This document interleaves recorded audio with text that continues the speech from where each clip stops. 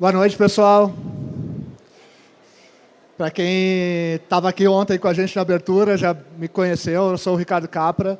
E a gente falou um pouquinho ontem, vocês devem ter visto sobre o Domo, devem ter visto sobre os dados dentro das redes. A gente vai falar um pouquinho disso aqui também, tá? Minha intenção para vocês agora, e nossa conversa aqui, vai ser sobre como decodificar. Na verdade, a gente decodificou o perfil do profissional de ciência de dados, tá?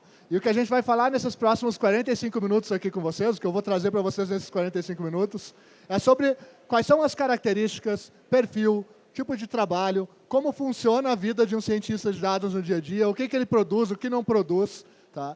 Então, até para entender dentro dessa conversa, como é uma conversa muito segmentada, com um público bem específico, eu queria entender de vocês assim, quem de vocês é um cientista de dados? Levanta a mão para eu ver.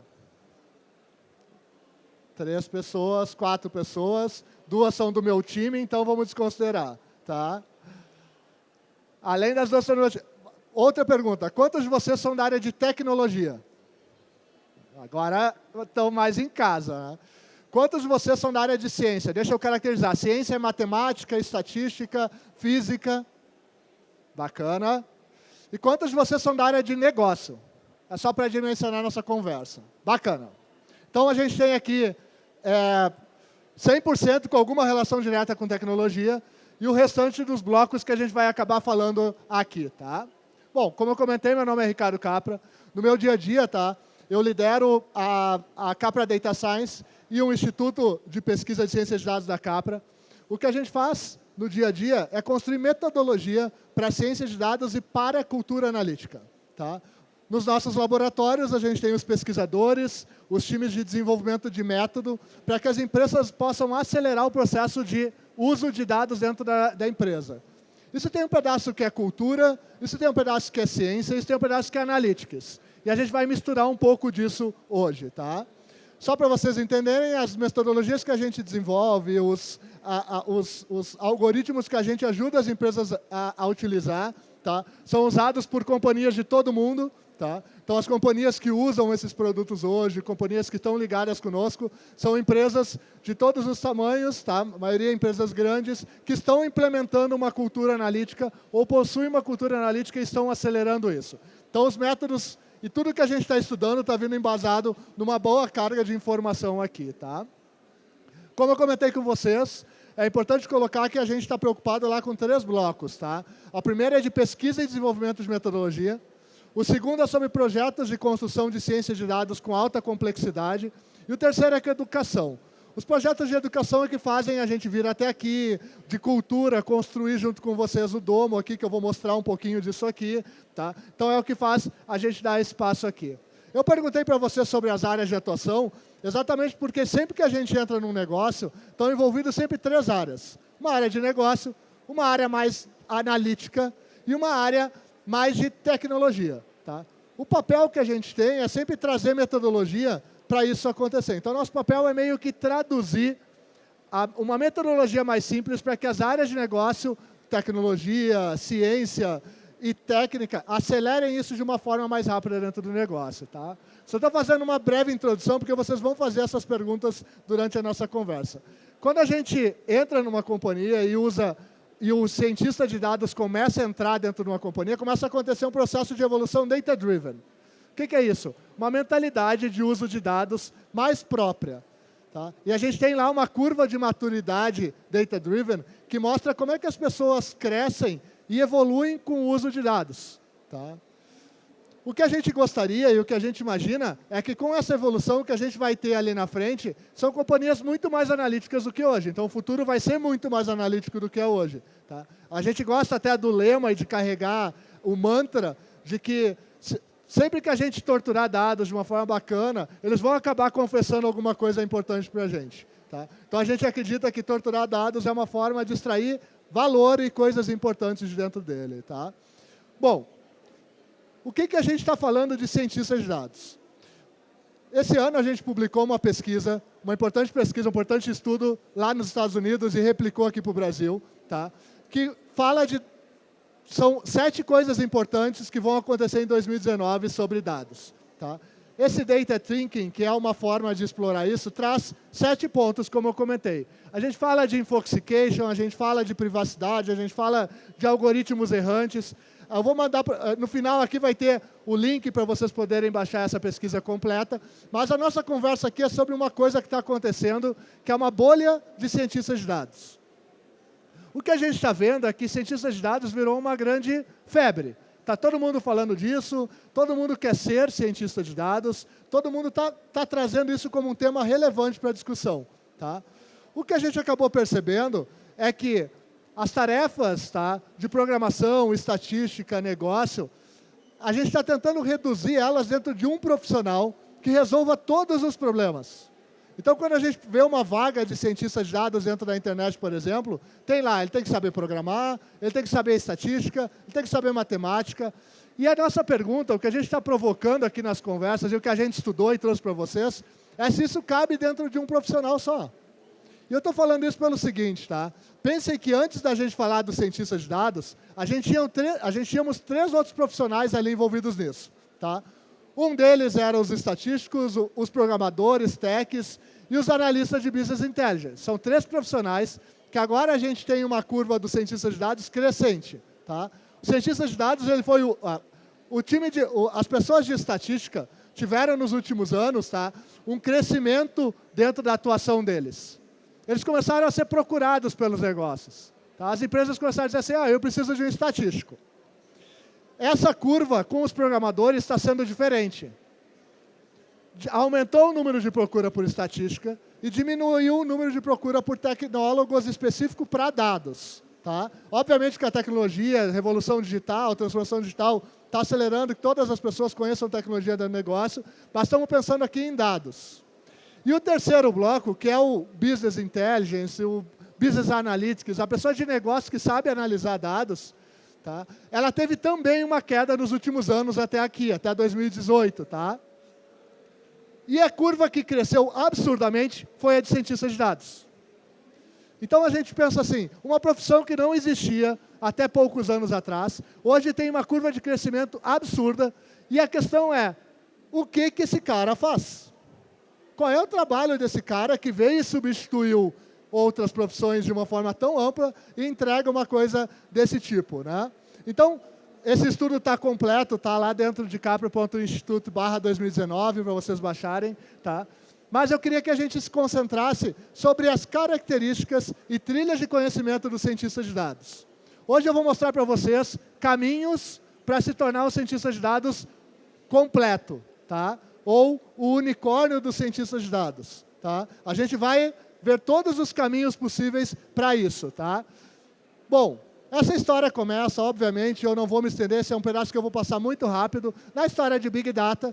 Quem não está sabendo direito o que é isso ainda, tem que se acelerar, porque, obviamente, isso já está na mão de todo mundo. Tá? A história de muitos dados crescendo, fazendo com que a gente, até 2025, tenha zettabytes de dados, né? Onde a gente vai ter uma capacidade, uma quantidade de informação que a gente vai conseguir analisar até 2025, só 3% de toda a informação que a gente tem disponível no mundo. Somente 3% até 2025 vai ser a quantidade de informação que a gente consegue analisar. Tá? Isso, obviamente, gera um conceito por trás, que é o conceito de Big Data, que é a história da velocidade, volume e variedade de dados que está à disposição de todo mundo. Tá? Então, só estou materializando, eu já mostrei isso muitas vezes por aqui, então estou só materializando para a gente se achar na conversa. Isto tudo, com tanta informação disponível, gerou um problema para a gente nesse momento, que a gente está infoxicado. A gente está intoxicado por uma quantidade absurda que a gente tem de dados para consumir, e a gente não está mais conseguindo dar conta de consumir toda essa informação. A gente já não tem mais a habilidade de separar o que é relevante do que não é relevante, de dizer que não quer mais receber determinada informação, já que a gente tem tantos grupos de informação enviando informação para a gente. Isso virou uma coisa que a gente já não tem mais controle sobre isso. Tá? Tem doenças atreladas a isso, como síndrome de pânico, como estresse e todas as outras relacionadas. Lá dentro do estudo a gente fala especificamente sobre infoxication.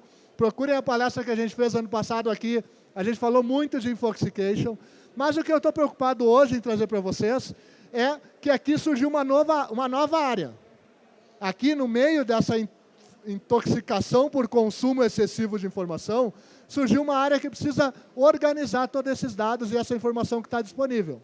E aqui entra aquela mistura que a gente falou. Essa área de ciência de dados mistura, então, negócio, ciência e tecnologia dentro de um único bloco. Tá? Esse bloco é tão importante que ele tem que pegar todos os dados que estão disponíveis, não importa se é um dado da empresa, um dado social ou um dado pessoal, transformar numa camada de informação para ajudar as empresas a gerar insight, melhorar a performance de negócio e gerar inovação. Tá? Então, o papel desse negócio é juntar 3 disciplinas que andaram separadas por muito tempo. Agora, pensem que para resolver esse problema, surgiu uma profissão. Tá? Então, aqui nasceu uma profissão, tá? Para resolver e juntar todo esse problema, e obviamente que a gente está falando do cientista de dados. Essa é uma curva do Google Trends, que eu puxei aqui de 2004 para cá. Vocês podem ver que até 2012, ali, né, 13, a linha era 0, não existia nenhuma busca por cientista de dados. E a partir dali a gente tem um pico de crescimento até o dia de hoje, com um determinado pico ali em 2018, tá? E essa curva está crescente, tá? Só teve um pico, mas ela continua crescente. Tá? Então, imaginem que um cargo, que não uma função, né? O próprio Google caracterizou como um cargo, tá? Que não existia, tem esse número de buscas hoje. Tá? E se a gente olhar as principais informações americanas, qual a profissão mais sexy, mais desejada, em 2018, cientista de dados foi a profissão que estava no topo do ranking. Tá? Aí a gente vai ver em segundo desenvolvedores, engenheiros, gerente de marketing, tá? E outros profissionais dentro dessa linha. Tá? Então a gente começa a ver que ele está em ascensão em todo mundo. Se a gente olhar para 2019, tá? De novo, se repetiu, o líder do ranking continua sendo cientista de dados como a profissão mais sexy. Logo depois veio a enfermeira, que antes não era. Tá? Então, não estou fazendo uma correlação entre as informações, mas é uma informação nova que surgiu aqui. Tá? Depois veio o gerente de marketing e assim por diante. Enquanto essa curva estava sofrendo esse tipo de ação, tá? Enquanto isso aconteceu com o cientista de dados, uma outra curva se modificou muito. Eu peguei o mesmo período, de 2004 para cá, tá? E comparei os cientistas de dados, que é uma curva quase inexistente, lá embaixo, azulzinha, com os programadores. E reparem que a curva dos programadores de lá para cá cai, enquanto os cientistas de dados começam a crescer lá na ponta. Tá? Então, a gente tem uma curva de profissões em queda, tá? Enquanto a gente tem a curva de ciência de dados crescendo. Quando um contratante fala assim para a gente, Capra, a gente precisa contratar um cientista de dados, o que ele começa falando para a gente? Tá? Na cabeça do contratante, quando ele fala sobre um cientista de dados, uma pessoa de negócio, formando uma área de ciência de dados, ele tem muitas coisas na cabeça dele. Tá? Vou resolver muitos problemas, nosso problema é que a gente não pensa analiticamente, a gente não tem modelos de decisão eficiente, a gente é muito empírico, a gente é muito, toma decisão muito olhando para a gente, não para os dados. Então surge toda essa informação. Mas na cabeça do contratante ele acha, ou ele acredita, que ele vai botar uma camada de ciência dentro do negócio dele. Tá? Que é um conceito que Harvard e outras universidades americanas já botaram há muito tempo do Management Science, que é uma ciência aplicada efetivamente à área de negócio. Quando eu pergunto para eles, ou quando a gente conversa com eles sobre o que é um cientista de dados, eles dizem uma coisa muito interessante. Tá? O cientista de dados é um profissional que tem a habilidade de contar história através de dados. Tá? Ele consegue pegar dados e transformar numa história mais fácil de ser consumida. Além disso, ele também consegue extrair insights importantes de dados que outras pessoas não conseguem ver. Ele também consegue produzir análises sofisticadas que no dia a dia a gente não consegue produzir. Isso é a expectativa do contratante do cientista de dados. Ele consegue misturar conhecimento de matemática, tecnologia e negócios. E o último, que talvez chame mais a atenção, tá? O cientista de dados, tá? É um cara que faz análises e vive na Califórnia. Ou seja, tem um mito em volta do Vale do Silício aí nessa história, Silicon Valley, que faz com que o cara pense que o cientista de dados que está lá é mais sexy no sentido de, obviamente, atraente, do que o cientista de dados local. O papel do cientista de dados realmente é pegar essa história de Big Data e reduzir para ser menos informação. O papel do cientista é transformar o Big em Small Data. Ele deveria estar fazendo esse processo de transformação. A evolução de Big Data é muito legal, porque ela cria uma camada. Sempre que a gente tem uma dúvida e precisa tomar uma decisão, a camada de dados nos dá suporte para isso. Mas o que a gente está falando é que essa camada de ciência, entre a decisão e o Big Data, precisa ser pilotada por alguém. E é aqui que a gente está falando que entra o papel do cientista de dados. Não é simplesmente trabalhar aqui dentro dos bancos de dados ou coisas do tipo. Ele precisa ser o tradutor. O cara que conecta os dados, ou a área de tecnologia, os dados dentro da área de tecnologia, com o negócio. Outra coisa que o contratante nos diz, quando a gente chega lá e pergunta, mas para que tu precisa de um cientista de dados? Eles logo nos respondem, é porque a gente precisa ter algoritmos e inteligência artificial dentro do negócio. Essa é a primeira resposta que a gente sempre escuta. E aí a gente sempre questiona eles, mas tu sabe que tem um processo de construção para isso, que até tu chegar até algoritmos de inteligência artificial, tu precisa olhar para os teus relatórios, fazer análises, monitorar a informação em tempo real, criar novos indicadores, e aí tu vai começar a ensinar regras para os algoritmos de inteligência artificial. Não, mas um cientista de dados vai fazer tudo isso. Não, gente, não vai. A gente precisa construir essa barra escura de conhecimento para poder chegar lá em cima num algoritmo mais inteligente. Senão o algoritmo vai só falhar. O que faz com que o algoritmo falhe menos é que a gente crie modelos matemáticos, estatísticos e analíticos que aperfeiçoem o processo de decisão. Então, a gente está falando de matemática, estatística, criando modelos preditivos que a tecnologia vai acelerar no rodar no dia a dia. Na cabeça do cientista de dados, o problema é pior ainda, porque, por enquanto, a gente estava na cabeça do cara de negócio que está contratando. Na cabeça do cientista de dados aparece aquele frame do que o que faz um cientista de dados. E aí o cientista de dados é um cara que tem que fazer todas essas modelagens matemáticas e estatísticas, é um cara que tem que saber programar, é um cara que tem que saber programar em database, fazer Hadoop, fazer código. Ele é um cara que também precisa ter domínios específicos de negócio e também precisa saber comunicar tudo o que ele faz. Porque se não conseguir traduzir os dados de uma forma simples, ele não consegue traduzir isso. Quando a gente foi mapear e fez pesquisas para isso, tudo isso aqui apareceu como características de um cientista de dados. Então, cada item aqui, o cientista de dados precisa fazer programação de sistemas, administração de bancos de dados, administração de nuvem, precisa saber lidar com dado não estruturado, dado estruturado, governança e conformidade, gestão de projetos. Quando a gente pegou e juntou toda essa informação, o que a gente acabou descobrindo é que, na verdade, na cabeça dessas pessoas, do próprio cientista de dados, ele é somente 20% business, depois 40% matemática e 40% tecnologia.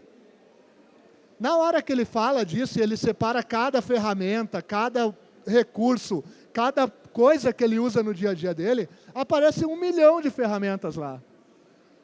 A gente pegou isso aqui e ainda mediu, mas o que tu conhece muito e o que tu conhece pouco? Então, a gente foi lá e investigou os cientistas de dados e descobriu que eles dizem que sabem lidar com dados estruturados, gestão de projetos, matemática, mas quando fala de linguagem natural de máquinas, processamento de linguagem natural de máquina, eles ainda não estão preparados. Isso aqui é muito contradizente, perdão, quando a gente compara isso com algoritmos. Porque se o cara produz um algoritmo sem conhecer isso aqui, significa que o algoritmo vai falhar. Então, a gente tem coisas muito distantes dentro dessa conversa. Dentro do negócio, quando a pergunta de negócio surge da área de informação, eu preciso tomar uma decisão, preciso de uma informação, ele pede isso para a área de ciência. E a área de analytics constrói e tecnologia automatiza, a gente tem um processo contínuo. Esse bloco aqui é papel do cientista de dados. É onde a gente está enxergando hoje que o cientista de dados está mais envolvido. É aqui dentro desse pedaço que o cientista de dados é mais importante. Quando a gente pergunta, peraí, Capra, eu estou acompanhando a conversa, mas tu perguntou se eu era cientista de dados no começo e eu não era. Então, eu estou acompanhando só uma parte dessa conversa. Então, peraí, o que faz um cientista de dados? Vou pegar um dado e transformar numa visualização para vocês consumirem comigo aqui. Essa informação aqui, eu vou mostrar ela viva, só deixa eu dar o status do que a gente tem aqui. Pessoas, isso aqui é deslocamento de americanos, pessoas em deslocamento nos Estados Unidos. Enquanto elas estão trabalhando em casa, na área de lazer deles, comendo, dormindo. E agora eu vou ligar aqui esse sensor, às 10h30 da manhã, e vocês estão vendo as pessoas se deslocando no dia a dia. Tá? Isso aqui que vocês estão vendo é comportamento humano sendo analisado em tempo real. Tá? A gente está vendo como é que o ser humano se comporta no dia a dia. Tá? Vai chegar meio-dia, eu vou acelerar esse relógio para a gente ver como é que funciona essas pessoas no dia a dia. Então, olha lá.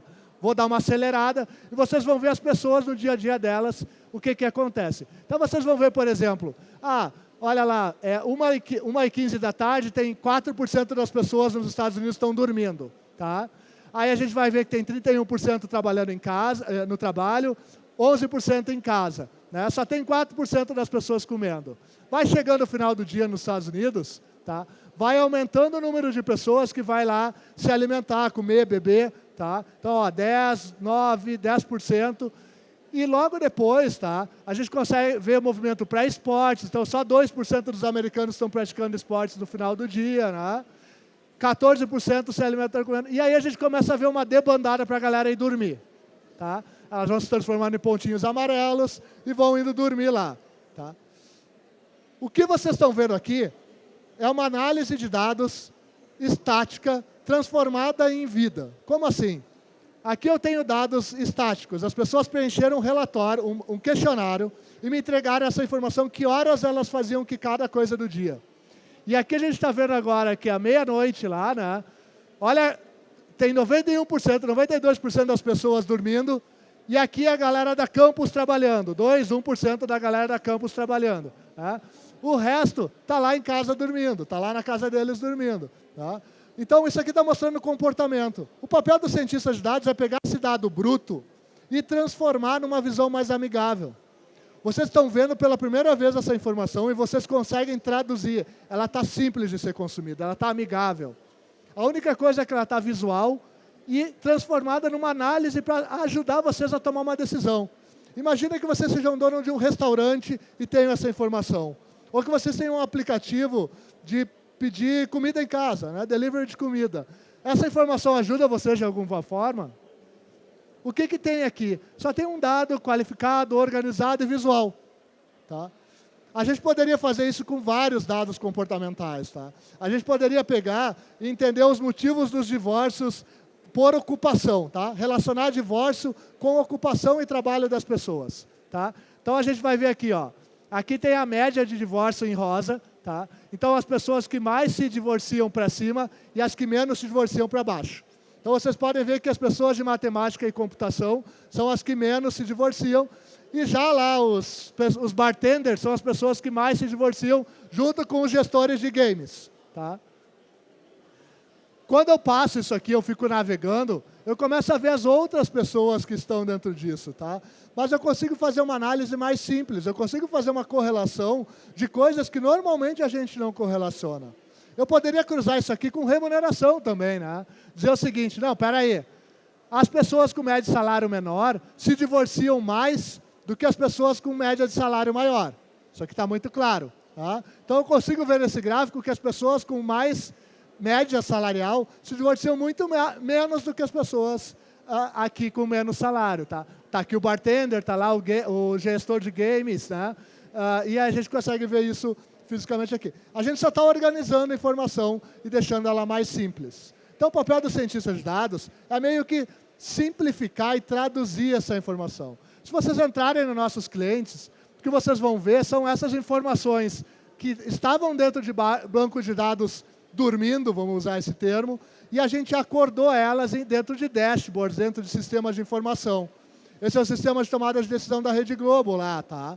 Lá na frente dessas telas, isso aqui foi criado por cientistas de dados, e lá na frente dessas telas tem vários tomadores de decisão sentados, acelerando o processo decisório deles. Tá? Esses cientistas de dados ficam organizando toda essa informação para poder fazer o processo decisório acelerar. É óbvio, tá, gente, que por trás disso tem um trabalho hard, que, então eu tenho que fazer um bom visual da informação, e era isso. Se eu for um bom designer, eu sou um bom cientista de dados. Não, espera aí. Por trás disso, para criar uma modelagem, para criar um modelo de tomada de decisão, eu tenho muita matemática por trás. Então, por exemplo, aqui eu tenho um processo de tomada de decisão, uma jornada do consumidor. A gente precisa mapear todos os pontos de dados, levar para dentro de modelos analíticos e estatísticos e fazer cruzamentos para descobrir padrões. Quando eu começo a descobrir os clusters, eu começo a ver os padrões de comportamento dentro desses clusters, para só depois isso virar um plano de tomada de decisão. Então, eu preciso fazer um modelo matemático para poder virar uma informação para ser mais amigável. Então, o papel do cientista de dados não é ficar fazendo report. Esse é o papel da pessoa de Business Intelligence, a pessoa de BI, que a gente já conhece, já está dentro dos negócios. Ele faz análise, ele cruza dados. E isso é muito importante para o negócio. Essa área responde muito mais por performance do que a ciência de dados.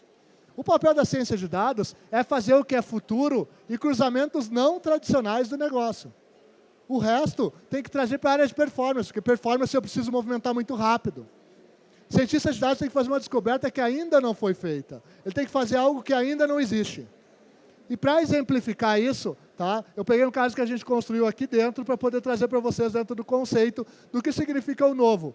A gente produziu para cá uma coisa chamada Data Sky. Tá? Há 2 anos atrás, a gente esteve aqui e colocou um painel de 17 metros de comprimento, que as pessoas puxavam as linhas, deixavam as opiniões delas, e ficou um grande mapa de opinião das pessoas dentro daquilo. Esse ano, a gente trouxe isso para dentro de um sistema. Então, quando vocês olham, vocês vão chegar lá, e o Data Sky é uma rede com as informações de vocês, que vocês inserem dentro de um sistema, dizendo com quem vocês se conectam e quais as conexões de conteúdo vocês têm com outras pessoas. Tá? Isso é o sistema que a gente criou aqui. Então, ele mostra correlações entre todos os campuseiros. Esse é um modelo que foi criado para cá. Como é que a gente criou esse negócio? Bom, ele é uma listinha, tá, de o que a gente precisou fazer para criar isso. O pessoal da Campus me ligou e me passou uma especificação. Tá, Capra, ajuda a gente a organizar isso. E aí foi o que eu fiz. Tá? Organizamos um escopo do que deveria ser feito, e aí o meu time, nosso time, começou a trabalhar. Tá? O Chico está aqui, eu já vi o Chico ali, o Firpo está por aqui também, são pessoas que ajudaram a construir isso. Tá? Do dia 21 de janeiro, mais ou menos, para cá, eles fizeram o seguinte roteiro. Tá? Eles criaram estruturação de database, integração de definição de plataforma, importação de dados reais, simulação de erros e correções, até que nasceu um DataVis com dados reais. Cada atividade dessas teve um envolvimento grande de horas, tá? Obviamente. A gente tem aqui, de aplicação final, tá? Umas 280 linhas de código de aplicação, que saíram de todo esse trabalho. Depois a gente tem mais umas 300 horas de DataVis, tá? De código, tá? Sem contar as horas de análise e informação. E esses códigos são códigos normalmente não tão complexos quanto a linguagem, e sim quanto ao que precisa ser feito. Tem aí umas 260 horas de trabalho envolvida nisso, e eu vou mostrar para vocês isso numa linha de produção. Tá? Lá na nossa linha de produção, lá dentro da ferramenta que a gente usa para gerenciar isso, a gente começou a conversa no dia 21 de janeiro. Tá? E eu vou mostrar para vocês como é que correu essa conversa de lá para cá.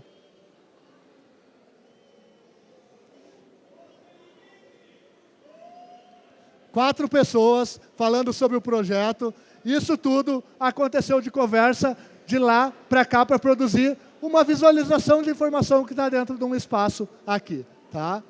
Obviamente que tudo isso que vocês estão vendo, toda essa informação, no final do dia, qual foi a última mensagem que apareceu para a gente, eu deixei de propósito aqui, porque para vocês sentirem um pouquinho o que é o papel do cientista de dados. Uma mensagem de erro, que o sistema estava dando pau, que a gente precisava corrigir, e a gente discutindo, puta, e agora, o que foi isso que estourou? A vida do cientista de dados é isso. Tem mais erros do que sucesso.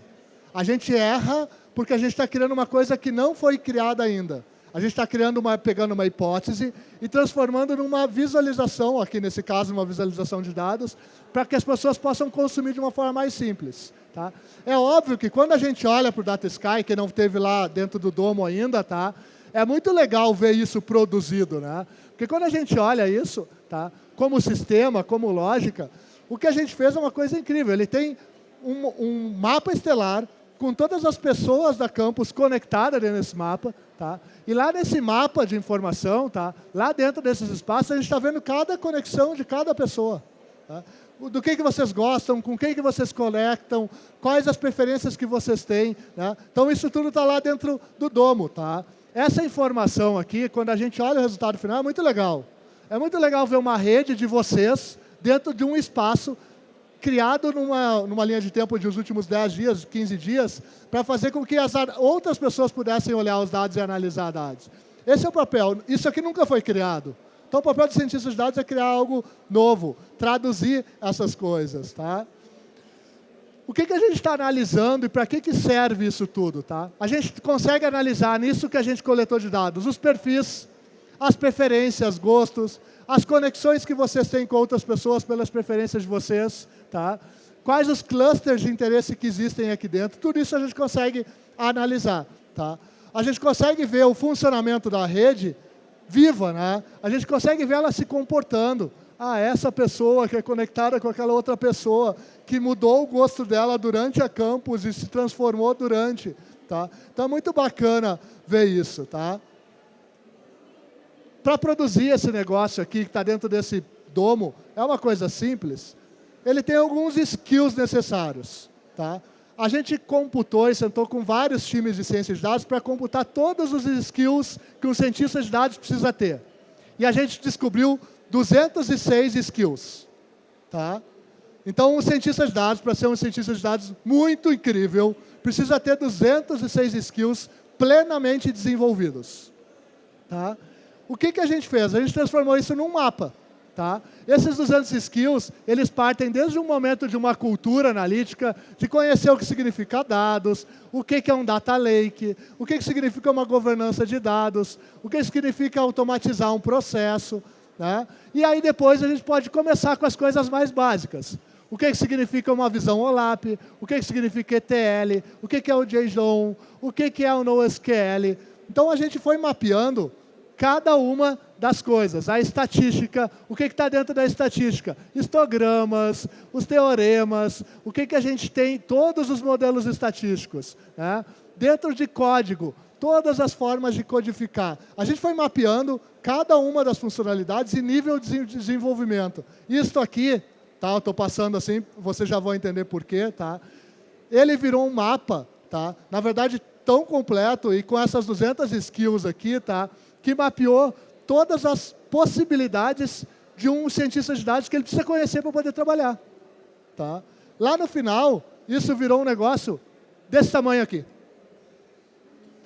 Isto aqui, se vocês querem ser um cientista de dados unicórnio, vocês têm que conhecer todas essas 206 bolinhas plenamente. Tá? Quanto mais vocês conhecerem essas 206 bolinhas, mais vocês vão ser considerados como um cientista de dados unicórnio. Tá? Algumas dessas bolinhas, e aí eu vou dar uma dica dentro disso. Algumas dessas bolinhas são relacionadas com cultura. Tá? Outras estão relacionadas com negócio, outras com ciência, outras com tecnologia. Tá? Se a gente olhar cada uma delas isoladamente, tá? Com cultura, visualização e cultura, com negócio, mais perguntas de negócio, um pouquinho de estatística, né? Um pouquinho de código, um pouco de data vis. Dentro de estatística, ciência, né? Física, o que eu preciso conhecer? E dentro de tecnologia, quais são os outros blocos? Mas olhem a complexidade desse sistema para a gente se considerar um cientista de dados. O cientista de dados ele não vai ser 100% em todas as 206 skills disponíveis, gente. A gente precisa escolher um caminho. Então, saiam do centro. Ser um cientista de dados unicórnio, como vocês podem ver por esse mapa de skills que está crescendo a todo dia com novas ferramentas, novos recursos, se torna cada dia mais complexo. Então, vocês precisam de um caminho para estar. Vocês vão estar mais na matemática, na estatística, mais na tecnologia ou mais na área de negócio. Quando vocês escolherem esse caminho, escolham as skills dentro disso que vocês preenchem e aí se aprofundem dentro disso. Ou virem genéricos. Tá? Que é uma outra opção. Eu quero virar um genérico. Tá, bom, mas o genérico faz o quê? Ah, pois é. Não sei. Tá? Então, a gente precisa escolher um caminho Tá? Eu sou mais vinculado à tecnologia, a Jerê é mais vinculada à estatística, a Nath é mais vinculada a negócio, o Chico é mais vinculado à tecnologia, engenharia. Então, cada um que tem no time, nosso time é composto por isso. A gente vai disponibilizar, tá? Depois eu vou deixar o nosso site é capra.science, tá? Mas eu vou deixar depois disponibilizado para vocês pintarem as bolinhas de vocês. Se alguém completar 100%, me avisa, tá? Manda para a gente lá no e-mail de volta, que a gente tem interesse em receber se alguém fechar 100% dos 206 skills, tá? Outra coisa que a gente vai disponibilizar lá também, tá? Escolha um caminho, um lado para vocês ficarem, tá? Ele é um radial que diz assim, Capra, eu conheço mais dessa área aqui, ou conheço mais desta área, ou desta outra área, tá? Porque daí vocês dizem onde vocês são mais fortes, tá? Então, é um jeito da gente se enxergar. O que eu queria comentar, e eu comecei falando da pesquisa, tá, aqui, tá, é que, na verdade, o que a gente pensa sobre a ciência de dados, ou sobre os cientistas de dados aqui para frente, tá, é uma coisa, não tem mágica. Tá? O que eu mostrei para vocês aqui no início da conversa, tá, sobre os perfis, ele tem um desdobramento que a gente está estudando para frente, que a gente acredita que vai acontecer, que é o seguinte, tá? Os estatísticos, pela característica científica de estatístico, matemático, físico, eles vão continuar crescendo daqui para frente. Lá em 2022, eles vão continuar crescendo. Porque o que está fazendo a diferença na ciência de dados, tá, é a estatística. Tá? Estatística, matemática, física, tudo que é mais exato. Tá? A tecnologia, os programadores, eles são muito importantes nesse processo. Tá? Obviamente porque eles têm que dar vida para aquele modelagem que vem da matemática e estatística. Mas quem estava desaparecido no processo, não era valorizado, era a área de matemática, estatística e ciência dentro de negócio. Dentro da academia a gente sabe da importância, valor, mas dentro de negócio isso começou a ganhar importância. Tá? A tecnologia, tá? A gente está vendo o seguinte, a gente teve agora um crescimento de tecnologia junto com a ciência de dados, e o que acaba acontecendo é que daqui para frente, muitas das ferramentas de análise de dados vão ser automatizadas. Então, cuidado para não se amarrar numa profissão de programar código de data visa ou fazer dashboard, que é uma profissão que vai ser automatizada, gente. Tá? Mas eu vou produzir códigos para a ciência de dados. Cuidado com essa área. Não, mas tem dinheiro? Claro que tem. Tem profissão por uns 5 anos para frente? Tem. Mas muito desse processo vai ser automatizado por código, gente. Tá? Então, porque quando as modelagens estiverem mais firmes, isso aqui vai derrubar um pouco mais a parte de código. Porque daí, na verdade, vão ser mais modelagens sendo replicadas por códigos já prontos. Tá? A terceira profissão e a terceira coisa que a gente colocou aqui, que são as pessoas de negócio, vão crescer. Porque hoje, um dos maiores problemas dentro do processo de ciência de dados e ciência dentro do negócio é fazer as perguntas certas. E as áreas de Business Intelligence, BI, analista de dados, elas foram caindo por causa da onda dos cientistas de dados. Agora que as empresas estão começando a usar os cientistas de dados, estão descobrindo o seguinte, não, espera aí, isso aqui não vai resolver todos os meus problemas. Eu preciso melhorar a minha pergunta de negócio. E esse grande boom de ciência de dados, dos cientistas de dados como recurso, vai cair. O cientista de dados como profissional, que a gente está vendo nomeado, ele vai cair por uma questão muito simples. Quantos cientistas vocês conhecem na vida de vocês? Precisa uma longa jornada de estudo, de pesquisa, e muitas vezes que demora muito tempo para dar resultado. Muito cientista desiste de ser cientista porque não acha nada no caminho dele. E ele vai buscar outro caminho de negócio. É muito hard esse caminho. Tá? Então, a gente vai ter, como em todas as áreas de negócio, tá? Qualquer área de ciência que vocês pensarem, qualquer área de negócio, não só de tecnologia, qualquer área de negócio, tem menos cientista do que pessoas de negócio. Isso é em todas as áreas de negócio. E na área de ciência de dados vai ser da mesma forma. A gente vai ter menos cientistas de dados do que programadores, pessoas de Business Intelligence, Business Analytics e estatísticos e matemáticos. Tá? Então, o meu recado para vocês é, não entrem numa onda de ciência de dados, tá? Que fala que isso é sexy, é bacana, e que tem muitas pessoas procurando ciência de dados que estão fazendo um pedido errado. Porque, na verdade, a ciência de dados é muito mais ampla. Isso vai começar a destrinchar com o tempo, como vocês estão vendo aqui, outras profissões importantes que não tinham valor, como matemática e estatística, vão crescer, e o cientista de dados vai parar onde ele tem que parar, que é um papel científico. 70% de pesquisa, tá?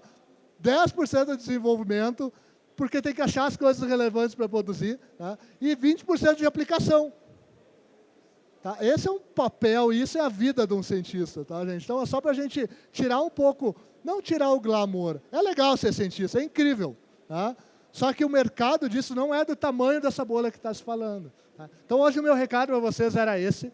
Tá? Era um recado um pouquinho mais diferente, normalmente eu venho com uma mensagem muito, vamos lá, galera, vamos se abraçar. Não, gente, a profissão de cientista de dados vai diminuir. Tá? E esse boom vai diminuir daqui para frente, e a gente tem outras oportunidades importantes no meio disso. Tá?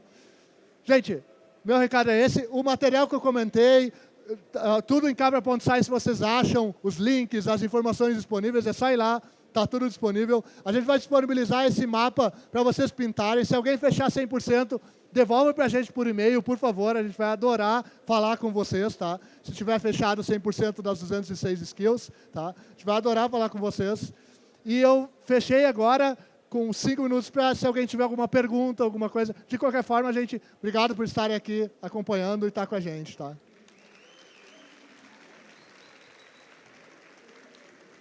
Alguém tem alguma pergunta? Tem o microfone aqui. Vamos lá.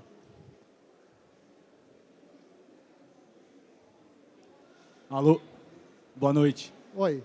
Eu sou o Milton, cara. A minha pergunta vai... Em geral, as empresas têm um pensamento muito de curto prazo. Certo. E acho que a área de ciência de dados tem uma característica mais de longo prazo. Uhum. Como você administra essa ansiedade dos seus clientes? Assim, como você gerencia isso? Eu acho que é uma ótima pergunta, tá? Porque é uma pergunta que deveria ser feita por mais pessoas de negócio, tá? O que a gente mostra e administra dentro de um processo de implantação de cultura analítica, como a gente chama, é que o desenvolvimento analítico é mais importante do que o científico para o negócio. É importante ter ciência de negócio, e no Brasil a gente tem muito pouco pesquisa e desenvolvimento de negócio. Nos Estados Unidos, as empresas de tecnologia têm cerca de 18% de investimento em pesquisa e desenvolvimento. No Brasil, essa curva é ridícula. Tá? Então, assim, eu acho que a gente deveria ter mais ciência dentro de negócio. Mas, se a gente não tem ou não tem a gente deveria ser mais analítico. Então, a gente deve traduzir o que é ciência de dados para desenvolvimento analítico, que deve estar em toda a organização. Sem restrição, todas as pessoas deveriam ter uma mentalidade, um desenvolvimento analítico. E eu acho que a gente tem que dividir essas coisas em 2 blocos. O que é desenvolvimento analítico e o que é desenvolvimento científico. O científico vai ter uma verba menor do que o analítico, porque o analítico deveria receber muito aporte da empresa, não só de dinheiro, estou falando de recurso, tempo, atenção, do que propriamente científico. Cara, tu está diminuindo a ciência. Não. Eu sei o tamanho que a ciência tem no resto do mundo. E ela nunca vai ser maior do que a importância analítica. Então, a gente precisa aumentar. Então, para balancear, acelera o desenvolvimento analítico e mantém a ciência em crescimento, mas não que seja maior que o analítico. Então, tu não vai dar suporte porque o que tu está desenvolvendo dentro da ciência. Tá? Então, eu acho que a principal abertura de cabeça é desenvolvimento analítico, menos do que desenvolvimento científico. Acho que esse é o mote aí. Tá? Tinha mais uma pergunta? Eu vi que aqui...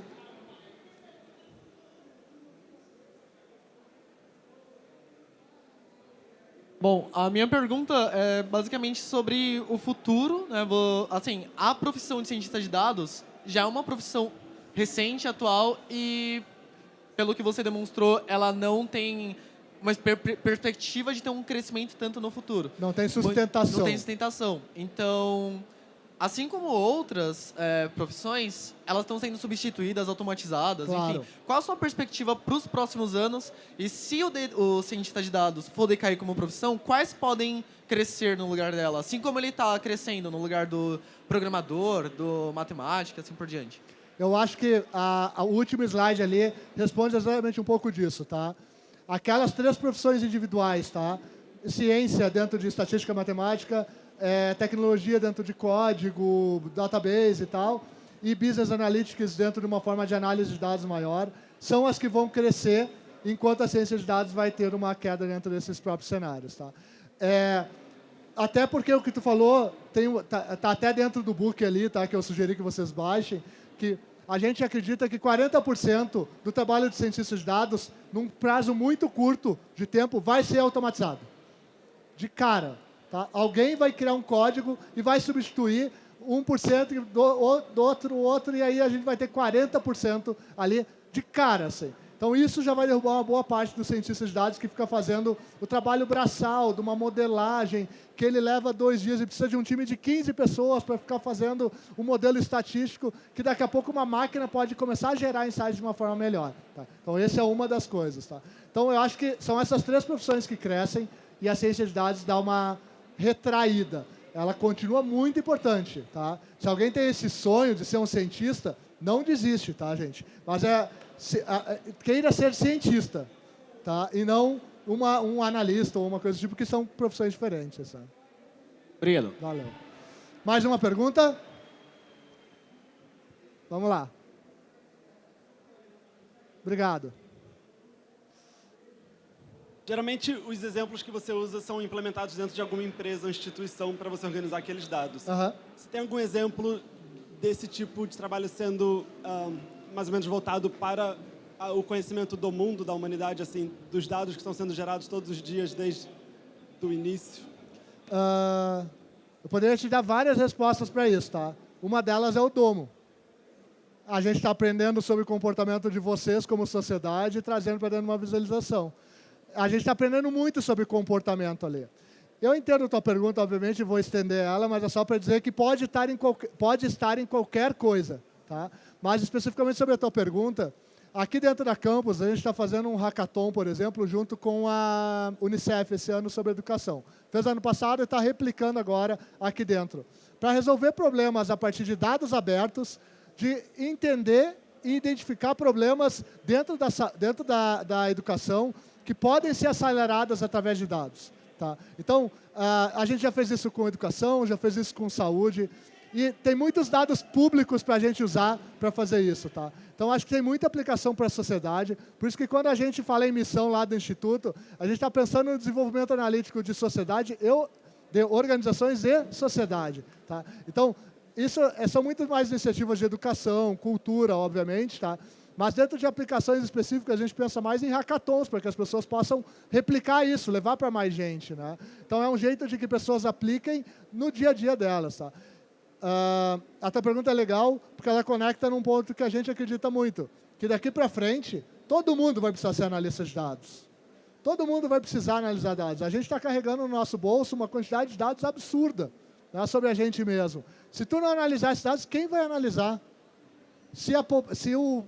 A gente acabou de dizer que vamos conseguir analisar 3% dos dados de todo mundo.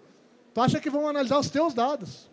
Não, a gente vai ter que criar nossas próprias análises e ver o que é importante analisar. Então, acho que mais importante do que criar projetos, eu acho que é super importante criar projetos para a sociedade. Mas talvez empoderar a sociedade para poder criar seus próprios projetos seja mais importante. É nisso que eu acredito, pelo menos, lá. Por isso que a gente criou o Instituto exatamente com essa missão. Por isso que a pergunta é super legal.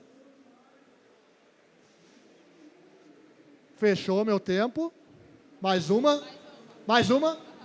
Aqui tem uma.